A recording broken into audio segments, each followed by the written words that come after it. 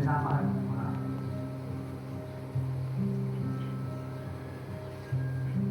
ang mga tawag na nadagdag sa inyong harapan ay ang mga tawag na ating bansa, ang Pilipinas. Yung mga katawan ito sa isang bayan nagkakaisa, sa bawat himay-himay ay may angkop na kukis ng kabuuan. Isang pang-geograpikong sakop ng mga lupain na walang kawawasan. Sa Republika, demokratikong malaya at nagsasay. Ito ay siyang sagisan ng pambansang kalayaan na nagsasalarawan ng lahat ng naakit-akit at dinadakila sa buhay ng Pilipino. Nilubog ng matipunong kamay ng panahon, binigyan buhay ng isang mapagmahal sa kalayaang mga mamayan at inakay ng mapagpalang diwa sa luklugan ng mga bansa. Naging pamalagiang palatandaan ito ng ating mga pagmamana at nabubuhay na sa gisag ng ating mga karapatan nang tayo ay sila. Ang kaluluwa nito ay mabubuhay hanggang sa wakas ng panahon at ang kanyang matatayog na mga adhika ay matatapos lamang kapag ang mga bansa at mga lahi ay magbaliw ng ganap.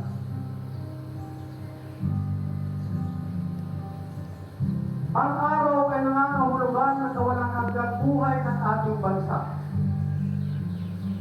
At sa gisan ng palagi ang liwanag na pumapatnubay sa kapalaran ng ating lahi. Tinutukoy ng tatlong mga bituin ang tatlong malalaking mga buhok: Luzon, Visayas, at Mindanao, na inihandog sa atin ang kalikasan ayon sa kalooban ng buong may kapal.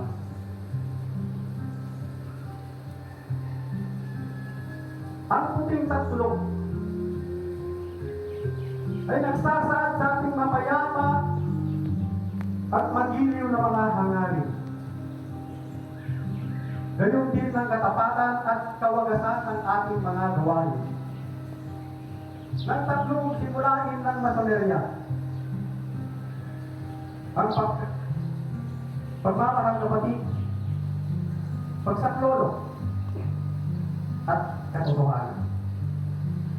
At ng mga banal na matuntunan ng pananalig, pag-asa, at pag-ibig. Ang bughaw na kalawakan ay nagpapakilala ng ating pag-ibig sa ilang bayan at ang matayog na panuntunan at hangarin. At ang marapat na habing pula ay nagpapahayag ng ating walang humpay na kakayahan na nagpapanatili sa ating ng isang bahagi sa kalawakan ng kalangitan. Sa kabuuan, ang tatsulok, ang araw, at ang tatlong mga bituin na bumubuo ng ating watawat ay maliwanag na mga sagisag ng pagkakapatiran ng tao sa ilalim ng pagiging ama ng Diyos. Tulad ng pinangarap ng ating mga ninuno, naway pumaylandag ito sa ibabaw ng lupain ng maliligayang mga mamamayan sa panghabang panahon.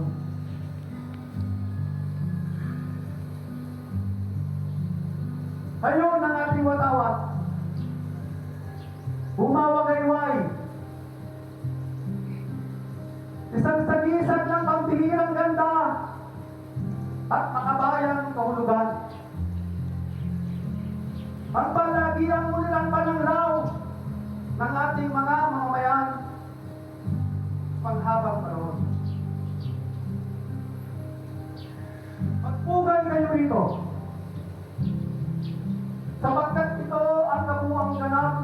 kagagahan ng ating mga ninuno sa panahon ng mga siglong nagdaan.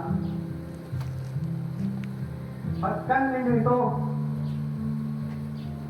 sapagkat ito ang watawat ng magigiting na mga anak ng ating sinaraha Sulaiman at Maria Clara. Sabihin ninyo ito sa inyong dibdib, sapagkat ito ang banal na watawat ng minuod sa nating Pilipinas. Mahalin ninyo ito, sapagkat ito ang walang kasing halagang alaala ng ating bayan na mananatili magpakailanman sa lahat ng magiging katayuan natin sa buhay.